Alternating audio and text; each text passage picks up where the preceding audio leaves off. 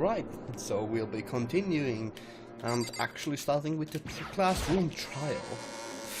Can't wait how this will pan out because, as you can see, there's so few left. Whoa, Makoto, Byakuya and Makoto showed up together. Where the heck have you two been? You just disappeared without a word. Okay, let me just adjust the microphone a little bit. I don't feel comfortable where it's hanging. It's just hanging right above my nuts. That should be fine. You just disappeared without a word. We were investigating, of course. How could you not figure that out by this point? Nagato's ranked high enough for you guys to go off together? Just the two of you? Huh? Wait, are you jealous? Hey! Or are you making up some kind of creepy fantasy for yourself? What? Stop talking and brace yourselves. He'll be here any second. Any second. He could show up at any time. When I imagined what was about to happen, I immediately tensed up and prepared myself. But we stood there for a full 5 minutes waiting for something weird to happen. Then 5 minutes became 10. Why? What's going on here? Why hasn't Monokuma shown up yet? Could it be... Maybe he died again. What should we do? Should we keep waiting here or... or what? What? Jesus. I didn't actually comment on it, but it's a funny fact that the Monokuma on screen that we see, the model is actually smaller, technically speaking, to what it is in their eyes. Did I scare you? Come on. I demand an explanation. Why did you waste my time and make me wait like that? What? I made you wait?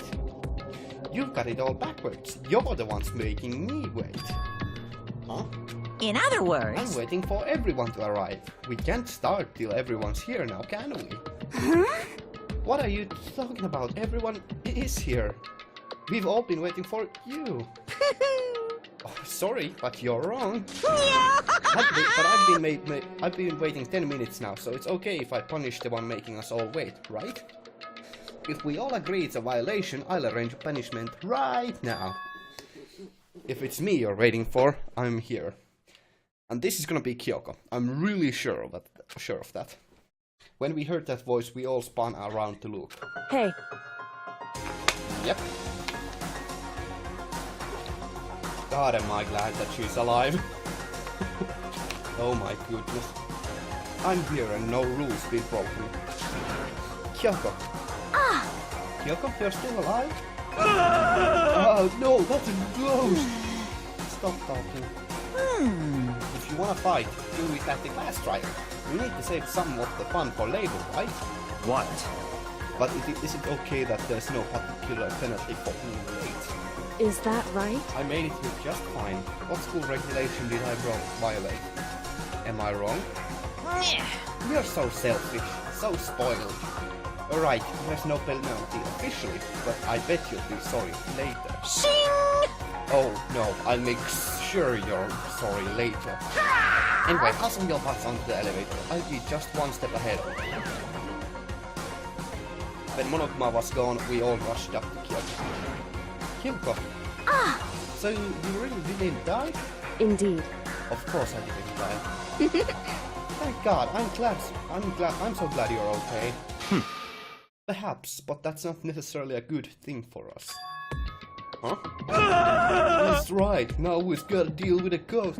Oh my God, I just have a problem with Hiro and Toko both being so unusual. Yeah, let's go with that. They're just somewhat annoying. Now we gotta deal with a ghost. I told you, stop talking. At the very least, Toko agrees with me. That's not a good thing, considering how annoying I found her. How annoying I find her as well. Let's go. Come on, let's just go. Whatever we need to discuss, we can do it during the trial. Without ever looking directly at Kyoko, Byakuya stepped into the elevator. Master, wait for me. Good call. Who knows what might happen to us if we take too long. But... I'll be happy when this trial is all over. One after another, everyone piled on into the elevator. But I couldn't help myself. I had to talk to Kyoko before the trial started. Listen, before we get started, I have to ask you. Where have you been this whole time? You used that key of yours to go somewhere, didn't you? So... Correct. I went to investigate the second floor of the dorms? Oh my goodness, that's rather crucial information. Holy hell. The second floor? That's right. There aren't any monitors or cameras there, so I was able to avoid Monokuma playing completely. Of course, I also missed his announcement because of that. I had no idea a body had been discovered. Then, when did you find out? So... Just now, I finished my search and came back down, just in time to hear the class trial announcement. I took some time to go over the crime scene first. I can't go to a trial completely uninformed, can I? So that's why you were late. However... I'm sorry I kept you all waiting. But if you were on the second floor of the dorms, then that's what the key you found goes to. Wrong. Actually, to be precise, not quite. In other words... I used Monokuma's secret tool, which can open any lock in the school. What? Okay. Just a second! Hey, what are you two doing? Hurry up before we get in trouble with Monokuma. Makoto. We can go over all the details after we get through the trial, okay, Makoto? Right now, I just want to focus on surviving our current situation. It would seem... Because this is probably the single most crucial moment for me so far for me. For her? That's a strange way to put it. Why do I have the bad feeling that Byakuya is the culprit in this one? The class trial is so important for everyone, right? Why would she say it's a crucial moment for her? Goodbye. Well, if that's all... It's also possible that Kyoko is the one who... the culprit this time around. Culprit. Whatever. Oh man, I don't know. Seemingly unconcerned, Kyoko made her way to the elevator. I'm just overthinking what she said, right?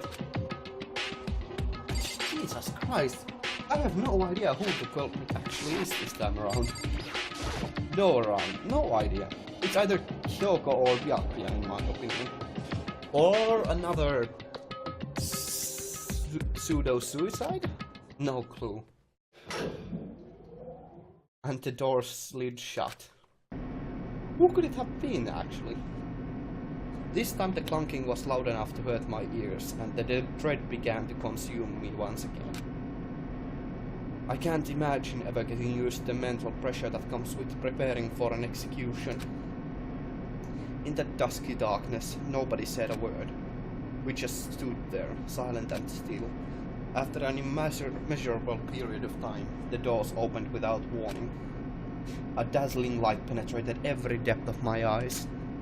But it wasn't the illuminating light of hope. It was the blinding light of despair. I can't wait! I can't I've wait! been waiting for this. I feel like it's been forever since we got together like this. The time for pointless jokes and jabs has passed. Thrills! Chills! Kills! Let's get on with the show. And so the curtain opened for the fifth time. A deadly judgment, deadly deception, a deadly betrayal. A deadly riddle, defense, a deadly fate. A deadly class trial. Yes, we shall.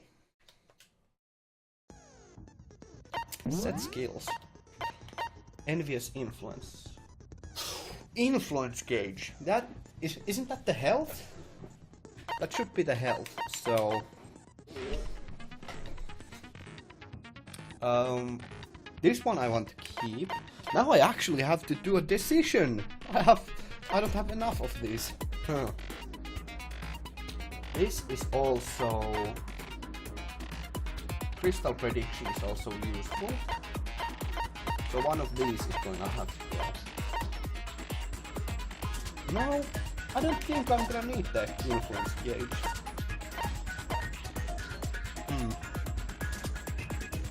Steadies your aim a little.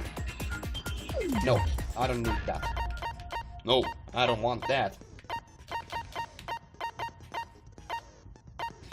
So So, we'll equip the Envious Influence instead. Yep, we'll go. I do remember all of the things.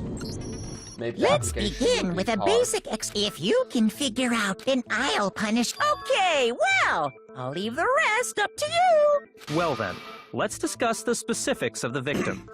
Also, finally, I can rest my voice. I recorded the last 3 episodes in almost in complete sequence, so my voice has been killing me. Oh boy. Let's discuss the specifics. First, we need to clarify who exactly the unidentified victim is. It's Kyoko. There's no other explanation. Oh, fuck your mess. But Kyoko's standing right there. No, that's a ghost. But she has legs and stuff. Yeah. Let me get the mic for a better position so that you won't hear me shuffling around that much. Well, that's just because... Oh my god. I don't know how to exactly... I want to set this just right. Alright, that's good. she's like the latest evolution in ghost... There's a limit to how much ridiculousness Okay. So I just have to prove that the corpse isn't Kyoko, right? Then let's compare Kyoko's traits to the traits of the dead body. Her traits? One important trait that proves that the body doesn't belong to her. Kyoko's gloves. I got it! I'm talking about her gloves. They'll give us some insight into the mystery. I'm sure of it. In that case, I think it would be helpful if someone explained why she actually wears those gloves. And would you happen to know the answer? In fact, Monokuma told me. Apparently you have scars on your hands you don't want anyone to see. Yeah. Oh! You know, now that I think about it, the corpse wasn't wearing any gloves, right? They probably just got burnt up in the explosion. I'm not convinced. The ghost is just trying to fool us all. There's no way that corpse was Kyoko. But if I can prove why, we're gonna be stuck here and the case won't move forward. So I don't have any choice but to... Oh my goodness. Jesus. Really? So it's probably... That Kyoko there is just a ghost. Impossible. Okay, then prove it. Prove she's not a ghost. The dead body wasn't wearing gloves. Oh shit. Oh my god. Shoot! Well, I'm not doing so. I'm not That doing too well. Kyoko there is just a ghost. Impossible. Either this or... Okay, then prove it. Prove she's not a ghost. The dead body wasn't wearing gloves. They got burnt up in the explosion. Then she was wearing gloves before the explosion. Well, yeah, she must have been wearing gloves. Because that corpse is absolutely Kyoko. This entire discussion is idiotic. Yeah, it is. That Kyoko. Okay, then prove The dead body wasn't wearing gloves. They got burnt up in the explosion. Then she was wearing gloves before the explosion. Well, Yeah, she must have been wearing gloves. Oh, of course, it's gonna be the fake news. Oh my god, this is just... I don't know how to describe that. that Kyoko there is... Okay, then prove The it. dead body wasn't. they got burnt up in the explosion. Oh, Then she was wearing gloves before the explosion. Well, Yeah, she must have been wearing gloves. No, that's wrong. okay. Well, at the very least, the fake news came into No, usefulness. there's no way the corpse was wearing gloves. Whoever it was, they were wearing fake nails, remember? I imagine trying to wear gloves over nails like that would have been a pretty big pain. Besides, Kyoko wears gloves to hide her hands, right? It'd be pretty weird for someone who's self-conscious about their hands to wear fake nails, don't you think? Jeez, man, you don't know women, huh? They're complicated like that. Oh my If god. anyone doesn't know women, it's you. Well, Kyoko, any thoughts? These gloves were custom made to the size of my hands to make sure they don't interfere with my daily life. If I wore fake nails, the gloves wouldn't fit properly. Then that's that. The dead body doesn't belong to Kyoko. Which should have been obvious since she's standing right here. This is just utterly ridiculous. Okay, so then, who's... It's pretty hilarious that Hiro is such a problem. Oh my god. Who's the real victim? First we need to figure that out. That's the first thing I said. You're the one who's been dragging us around in circles. And before anything we have to identify the victim. Everything starts from here. Let's see. Tattoo on the right hand. That's going to be the crucial bullet, I think. If Kyoko really is still alive, then who died?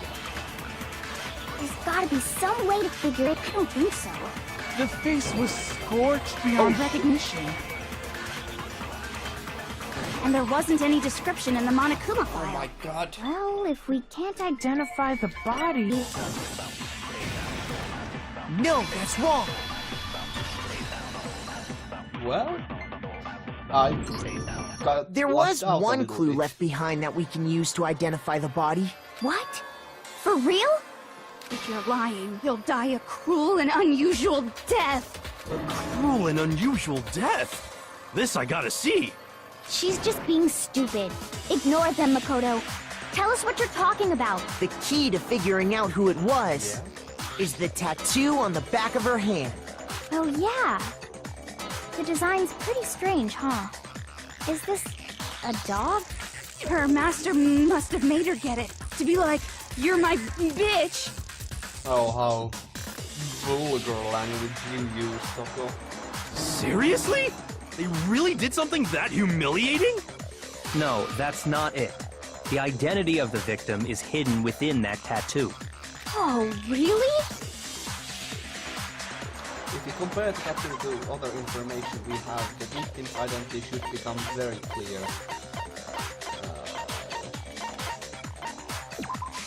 I got it! The Fenrir Mercenary Corps. That's the name of the military group Mukuro Ikusaba belonged to. Okay, so... To show that they're a member of the team, each soldier that joins the squad would get a tattoo representing Fenrir somewhere on their body. Fenrir? Image that represents Fenrir is... Oh my... Oh, okay, Hangman's Gambit. Wolf.